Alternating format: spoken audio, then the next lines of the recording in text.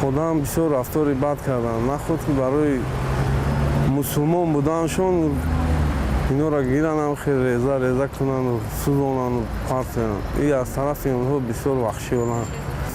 طریق اینترنت دیدم 3000 آدم کشته شده، نابود کرده شده.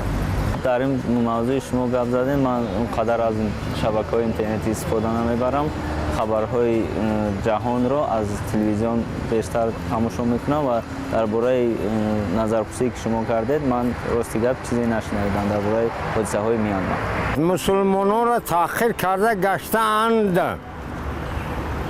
این مردم مسلمانی که در همونجا مقیم شده که یگام حقوقی نه شریعتی دارند و نه کنستیتوشنی دارند، همون قانون و قاعده های همون قطعی. ما آنها را دستگیری میکنیم که همین مسلمانان را دست نرسانند، از جای مقیمشان نجمانند. من هر شب و روز من تماشا میکنم همه خبرهای جهانی را. درباره حادثه های میانمار یگان خبر ندارم، نشنیدم، در اخبارات نشنیدم، نمیدونم. عموما میدونید میانمار کجاست؟ مردم روحیدتی هستند؟ نه، خبر ندارم، نمیدونم. راستی گپ شنیدیم و دیدیم که چی میگذرد. این بسیار باعث نگرانی است از جانب اون نفرایی که بیگانه هستند از دین ما، اوتر کرده بگیم بود پرستا هستند به فکرم. این البته باعث نگرانی است. ما قبول نداریم این حرف وی را. ما شنیدیم که نزدیک 3000 نفر کشته شدند و چندین هزار دیگر از خانه ها بدر کرده شدند.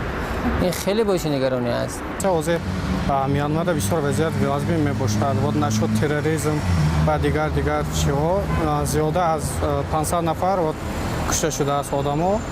برای چی پناه دادن اویله خودشون ترک وطن میکنند و مجبور میشن که ترک وطن کنند از پشت این تروریسم و دیگر چیها.